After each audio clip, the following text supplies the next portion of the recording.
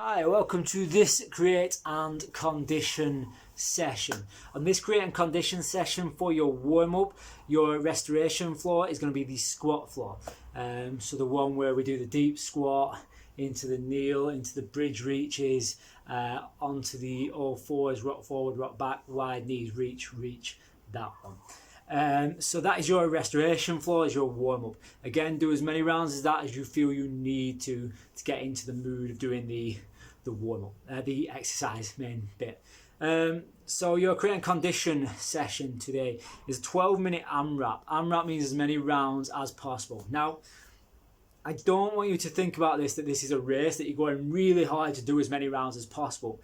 I need and I want the movements to be as good as they can be. So don't rush the movements for the sake of a score when the movements aren't good enough, okay, or aren't the best. Because what tends to happen is you start rushing too fast, you start ignoring these telltale signs, or these kind of little sounds that are coming through your body that are saying, listen, we need to slow down, it's starting to do this to me, it's not quite working. We want the movements to be right.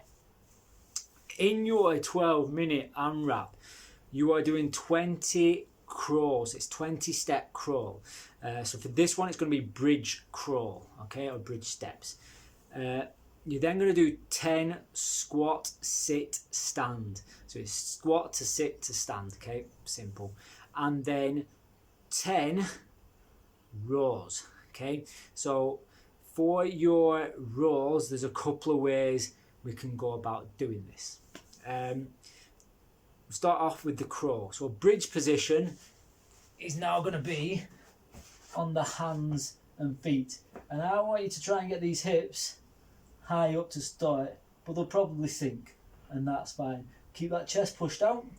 If you don't have the space to just crawl 20 steps, then you will do little mini steps. So it will work that we go again, left leg moves with right hand, and right leg moves with left hand.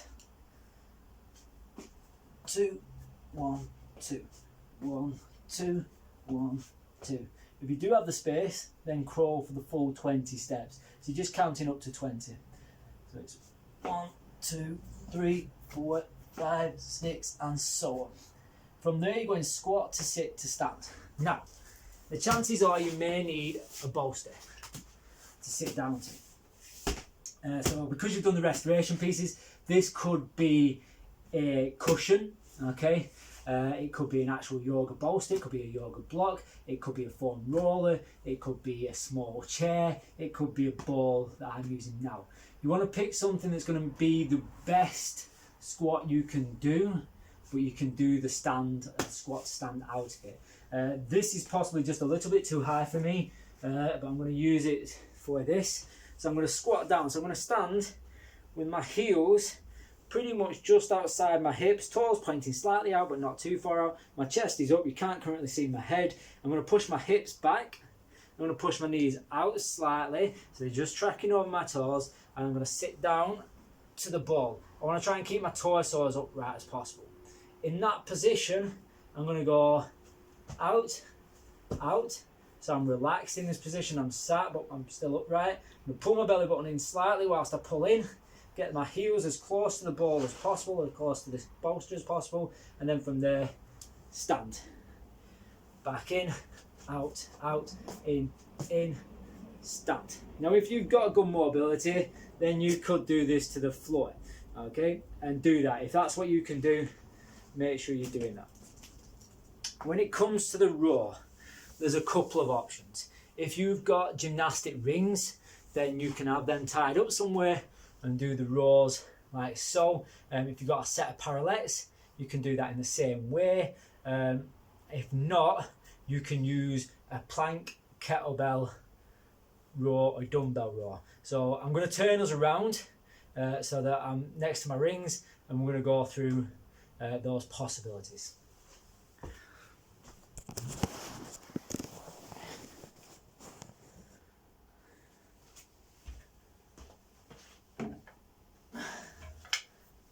So here we've got the rings. So if I was doing the ring rows, I'm going to have my hands on the rings, going to come through, I'm going to place my feet out in front, and I'm going to lie down as close to the floor as possible. Now this is quite a hard level, and directly underneath, I'm going to pull up, like so, and back down. Now to make this easier, I could be stood closer underneath the rings, and more upright, like so, and I could do that as far back as needed, okay? That will be your ring option. So if you've got those, that's a great option for that. If not, well, maybe you have some parallettes, because if you're like me, I bought mine from Aldi. There's a couple of ways you could use one, like this. You slide underneath, and then you're pulling directly up to the boy, like so. If you have two, then you have them next to each other, and you're pulling yourself up in between the two of them. Your final option would be if you've got a weight, you can place the weight on the floor, pop you down,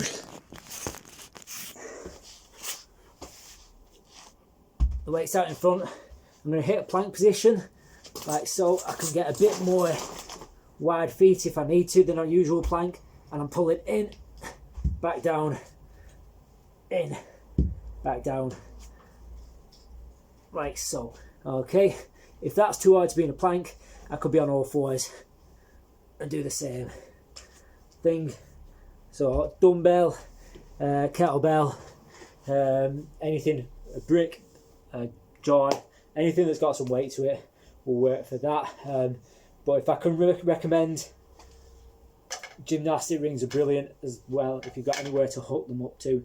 Doesn't have to be to the ceiling, it can be a hook on the wall, anything like that. Or a TRX system, suspension system, kind of hooked in behind the door. They're brilliant as well. Okay, so that is your conditioning for today. And your explore bit of the conditioning for today is a max plank hold, which I could well have just done exactly where I were. Well, for your max plank hold, I tend to recommend doing this on the hands. It travels well across to other stuff and future stuff, but if it really is quite horrible on your wrists, then do feel free to hold on your elbows. And we're just going, feet together, belly button tucked in, butt squeezed hard, and we're holding that plank for as long as possible. So after your 12-minute AMRAP, that is when you will do your max plank hold, and just make a note of that max plank hold for your records.